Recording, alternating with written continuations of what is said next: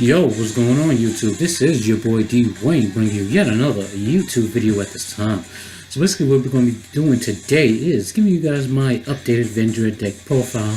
Now this is obviously post Extreme Force, of course. So yes, this will include the Extreme Force support. So yeah guys, I am also aware that the banlist dropped a few days ago, so I'll be giving you guys my brief thoughts on that as well. So you guys, let's just get straight into it and not waste any more time.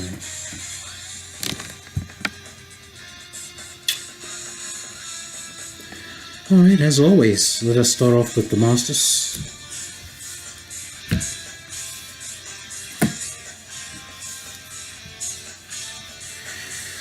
Alright, so first we're going to start off with two vendread battle lords. Now this is obviously the newest ritual to come out of the set, of course. If you guys already seen my discussion video on this, I'll make this quick. So basically what he does is he has a sort of a watered down Shockmaster effect, which allows him to banish a vendread card to call a monster, spell, or trap, and during your turn your opponent cannot activate anything of that specified type. So that's pretty good for your turn when you're trying to make plays and your opponent can't stop you from doing anything or activating anything of that specific type so that you can make your plays. So his second effect allows you to get a ritual monster from your deck to your hand when he's sent to the graveyard after being ritual summoned, and also you can send a vendread monster from your deck to the graveyard, allowing you access to Sturges, Houndhorde, and Cord so that you can set off their effects. So yeah, simple, to the point, it's pretty good.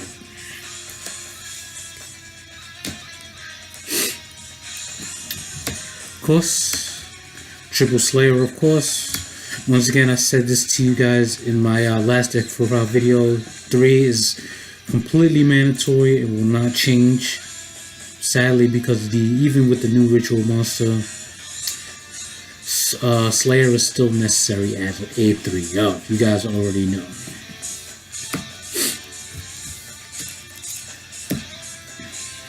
Now we have the mini ones, of course, 2 Sturges, 2 Houndhordes, and 2 Revenants. I bumped Revenants up to 2 because of vendread charge, and also his effect, while coupled with Battle Lord's effect, can also, is really good now because of Battle Lord's effect to stop monster effects while stopping, while banishing a special summoned monster. So, it's a nice combination of effects to have on them at the same time. So it's definitely necessary to bump them up to 2. Alright, so that is it for the vendreads.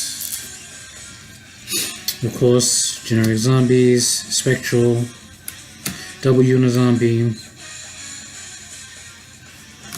triple sage, of course. There's a Mizuki and triple Mizuki for your obvious staple generic zombies.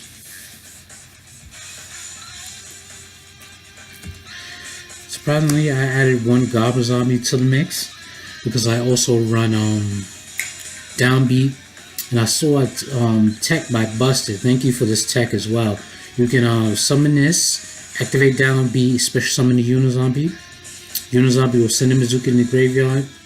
Mizuki will summon the Goblin Zombie, and then you can sync her up for level 8 and get you 2 Goblin Zombie searches while you do that, which is really good for some good pluses. So yeah, that's why I put him in the deck. Alright, so that is it for the monsters. Let's go into the spells.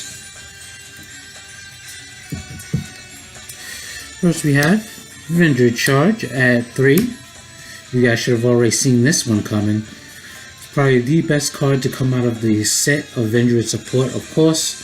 So basically what this does is you can send 1 zombie from your hand or face up on your field to the graveyard to special summon a vendread monster from your deck. So it's basically a simple enough effect. It has really decent implications. So you can actually set up a Battle Lord play first turn, depending on what your hand setup is. So you can send the Houndhorde with this to special summon your Revenants, And then you'll use Hound Horde as a effect to pitch something, special summon the Hound Horde, and then you set up your ritual plays from there. So having a Battle Lord with Hound Horde and Revenant's effect is actually really solid for a good opening play, or any play throughout the course of the game should give you some really good advantage. So yeah, other than that, this card is really solid. Quick play spell, which can be activated during the battle phase, so you can set up, extended plays while you're attacking and stuff. So this card has some really decent implications in the deck. Yes.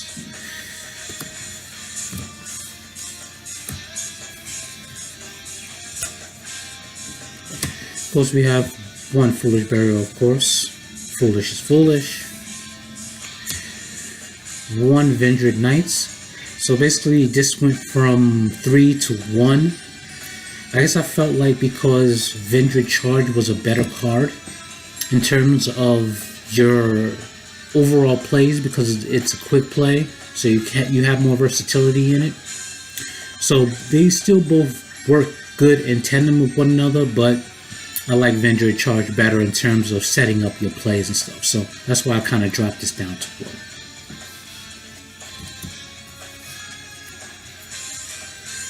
And of course, 3 Vendread Origins, of course, the only ritual spell we have. We have one more set to go. Let's hope we get another ritual spell in that next set. I don't know why Konami didn't give us one in this set, nor in the second set. I don't know. I just don't know. So fingers crossed on another ritual spell card. Of course, Triple of Lore, most definitely a staple in vendread decks. We have more dark targets now, so this card becomes even more viable. And also, we are still discarding more to set off effects and stuff like that. So maintaining some sort of hand advantage is still pretty necessary with this deck. So Allure is the card to help you maintain it.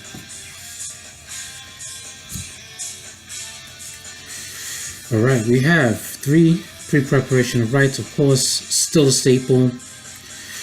Even with preparation actually going to 3, I still think pre-prep is still a better card in this deck, because you want to see the spell as quickly as possible. So yeah, definitely keep the pre-preps at 3.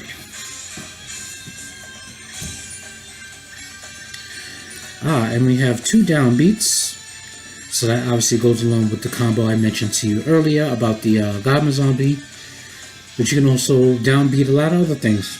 You can downbeat a Hound Horde into a Sturgis, and then use Hound Horde's effect, special summon itself, give you 2 monsters to set up for plays, so on and so forth. There's a lot of versatility with the deck, because we have varying levels in it. So yeah, pretty good. And we have 1 Burial and 1 Twin Twister for our staples, of course. Alright, so that is it for the spells. So let's go ahead and hit the traps very briefly. Alright, so we have 1 Lost Wind. This is probably, next to Full Force, this is probably my favorite trap, because it does so much. Being able to negate your opponent's monster's effects and cut it in half is really solid, and also it gets a second use while it's in the graveyard. Couple that with Omega, you can have multiple uses for this card. So yeah, really good trap indeed.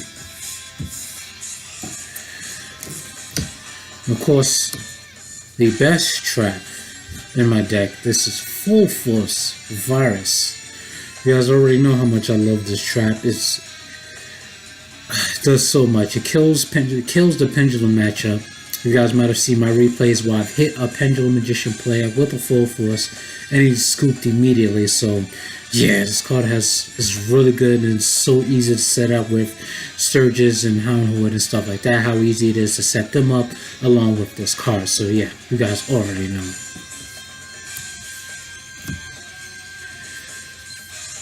We have 2 strikes, of course. Once again, being able to negate summons and monster effects is always good. And last but not least, we have 1 Heavy Storm Duster. Of course, hitting back row when you're in phase. when your opponent's in phase, so that they have 2 less cards for you to deal with is really good, of course. So yeah, guys, that is it for the deck. We're gonna go into the extra deck.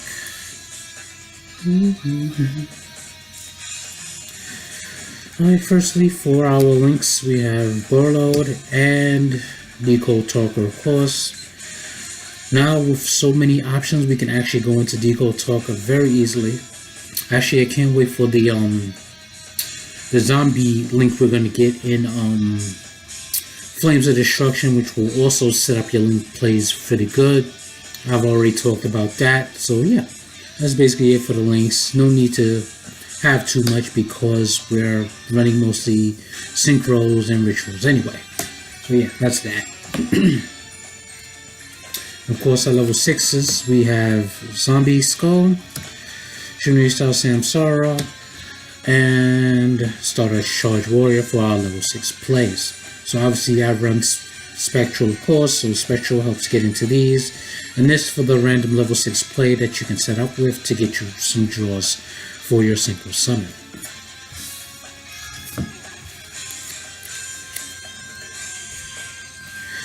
Alright, and of course for our level 7s, Black Rose, Clearwing, and Samurai Destroyer for our level 7 options. You guys already know Black Rose and Clearwing stops monster effects, blows up.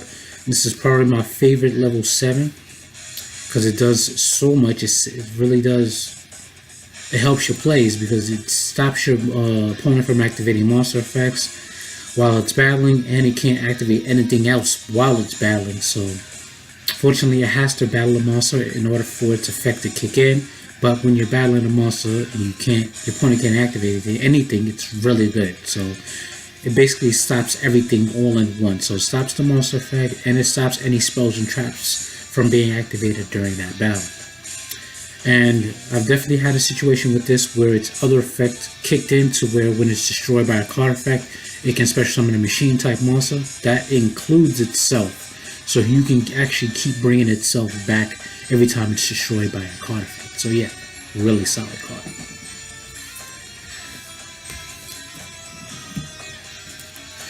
Alright, then we have our level 8 options. Shogun Saga, Crystal Wing, and we have Double Omega, of course, for our level 8 options. So Omegas, of course, are our staples. You guys already know zombies can't really run without Omega, of course. Scarlight for links, because links can exist in defense mode, so you can essentially clear out link monsters on the field. Crystal Wing to negate effects, of course, and its effect to attack over a level 5 or higher monster. Basically an honest effect, which is still really solid. Spectral and Sage can get you into this very quickly. And Shogun Saga, still a pretty good card for OTKs and stuff like that. I would still run it regardless of what the situation is. So yeah, so those are your level 8 options.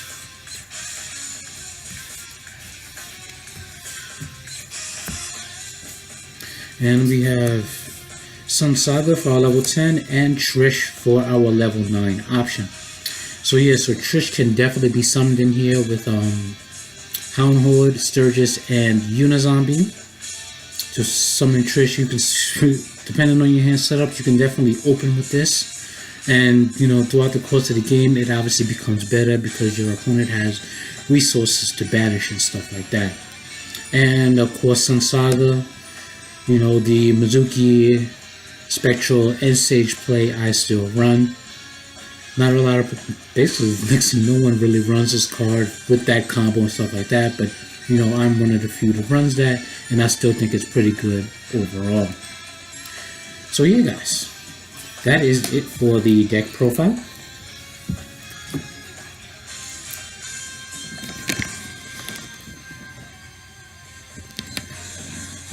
Hope you guys enjoyed, of course. Now I'm going to speak to you guys about the ban list and give you guys my thoughts about it. Actually, when I read it, I was kind of amazed by it because Konami actually did what they were supposed to do for once. Because you guys know how Konami and TCG does. They just like to sort of dance around a problem of, what decks are the problem decks that need to be dealt with. So they actually effectively dealt with spirals finally by putting hold on, let me put that song on again. Alright, there we go, baby.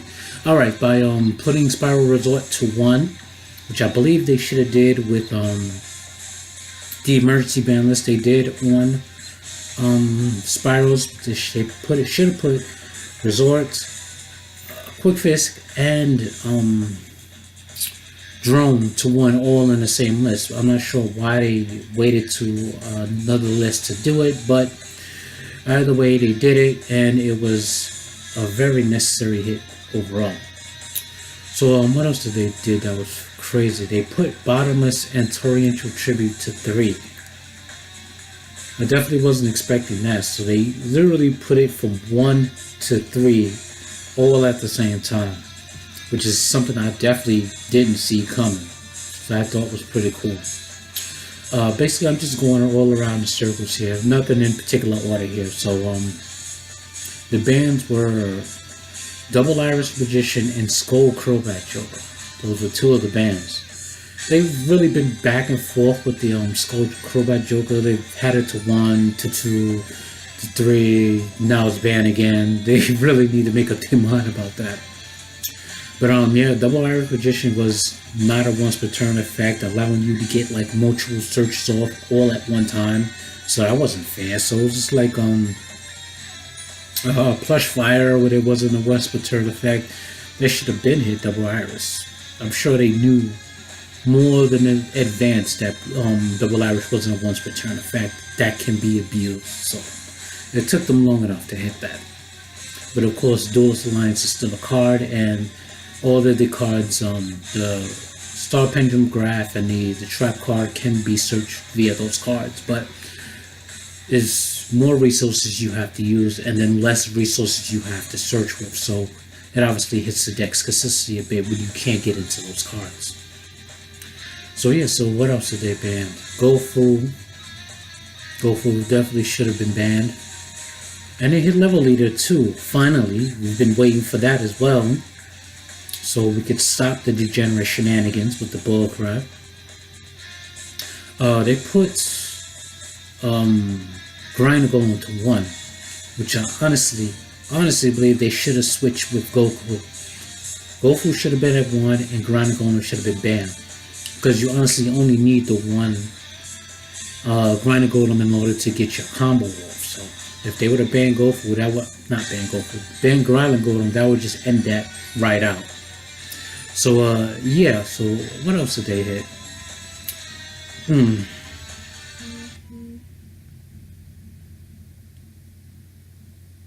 Put my music back on.